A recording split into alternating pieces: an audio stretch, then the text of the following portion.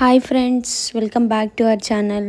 ఈరోజు మన రెసిపీ చపాతీలోకైనా పుల్కాలోకైనా మంచి టేస్టీగా ఉండే కాజు టమాటా కర్రీ. దీనికి ముందుగా స్టవ్ ఆన్ చేసి ప్యాన్లో ఆయిల్ తీసుకోవాలి. ఆయిల్ హీట్ అయ్యాక మీడియం సైజులో కట్ చేసుకున్న ఉల్లిపాయలను తీసుకొని ఫ్రై చేసుకోవాలి. మరీ చిన్న సైజు అవసరం లేదు, కొంచెం మీడియం సైజులో వేసుకొని ఫ్రై చేసుకోవాలి.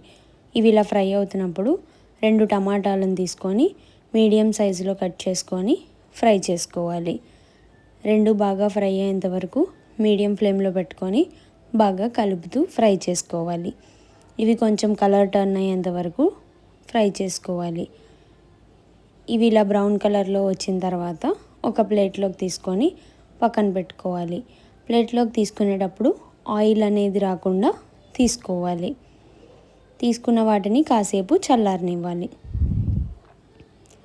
ఒక 10 మినిట్స్ చల్లారిన తర్వాత మిక్సర్ జార్లో మనం తీసి పక్కన పెట్టుకున్న ఉల్లిపాయలను యాడ్ చేసుకొని కొంచెం కాజు యాడ్ చేసుకొని గ్రైండ్ చేసుకోవాలి. ఇలా చేయడం వల్ల గ్రేవీ అనేది బాగుంటుంది, టేస్ట్ కూడా బాగుంటుంది.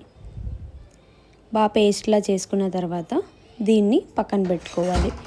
ఇప్పుడు స్టవ్ ఆన్ చేసి ప్యాన్లో ఆయిల్ తీసుకోవాలి.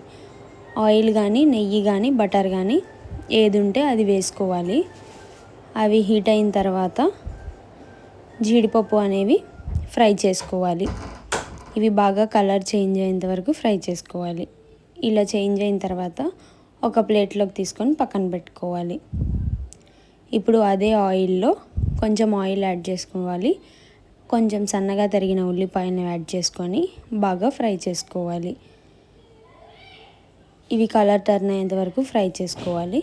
ఇప్పుడు ఫ్లేవర్ కోసం 2 బిర్యానీ ఆకుని యాడ్ చేసుకుంటున్నాను. మంచి ఫ్లేవర్ వస్తుంది, మీరు కూడా అదే చేయండి. ఇప్పుడు మనం గ్రైండ్ చేసి పెట్టుకున్న పేస్ట్ని వేసి 1 టేబుల్ స్పూన్ అల్లం వెల్లుల్లి పేస్ట్ వేసుకొని అన్నీ కలిసేలాగా బాగా కలుపుకోవాలి. అల్లం వెల్లుల్లి పేస్ట్ వేసిన తర్వాత హై ఫ్లేమ్లో పెట్టి బాగా ఫ్రై చేయండి. అందులో ఉన్న స్మెల్ అంతా పోయేంత వరకు ఫ్రై చేసుకోండి. ఆ పచ్చివాసన అనేది పోతే రుచి బాగుంటుంది. ఇలా ఆయిల్ అనేది పైకి తేలేంత వరకు ఫ్రై చేసుకోండి. ఇలా ఆయిల్ పైకి వచ్చాక కొంచెం పసుపు, రుచికి సరిపడా ఉప్పు, మీ దగ్గర కల్లుప్పు ఉంటే కల్లుప్పు వేసుకోండి, లేదంటే నార్మల్ సాల్ట్ వేసుకోండి. కల్లుప్పు అయితే టేస్ట్ బాగుంటుంది. ఏది ఉంటే అది వేసుకొని 2 టేబుల్ స్పూన్స్ కారం వేసుకోండి. కొంచెం స్పైసీ కావాలనుకుంటే 1 టేబుల్ స్పూన్ కారం ఎక్స్ట్రా యాడ్ చేసుకొని బాగా కలిసేలాగా కలుపుకోండి. ఉప్పు, పసుపు, కారం అనేవి బాగా కలిపేలాగా కలుపుకోండి. ఇలా కలుపుకున్న తర్వాత కొంచెం వాటర్ అనేవి పోసి కలపాలి. గ్రేవీకి సరిపడా వాటర్ పోసుకోవాలి. ఇలా బాగా కలుపుకున్న తర్వాత ఇక్కడ నాకు కొంచెం చిక్కగా అనిపించింది, అందుకే నేను మళ్ళీ వాటర్ యాడ్ చేశాను. మన గ్రేవీకి సరిపడా కన్సిస్టెన్సీని బట్టి వాటర్ అనేవి యాడ్ చేసుకోండి. ఇలా బాయిల్ అవుతున్నప్పుడు మనం ఫ్రై చేసుకున్న క్యాష్యూని యాడ్ చేసి బాగా కలుపుకోవాలి. ఇప్పుడే కొంచెం గరం మసాలా అనేది వేసుకోవాలి. వేసుకొని బాగా కలపండి. మీకు దాబా స్టైల్లో ఫ్లేవర్ కావాలనుకుంటే కొంచెం కసూరి మేతి యాడ్ చేసుకోండి, లేదు వద్దు అనుకుంటే స్కిప్ చేసుకోండి.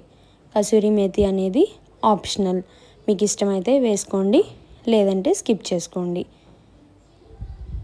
ఇక్కడే కొంచెం గార్నిషింగ్ కోసం కొత్తిమీర కూడా యాడ్ చేసుకోండి. కసూరి మేతి యాడ్ చేసిన తర్వాత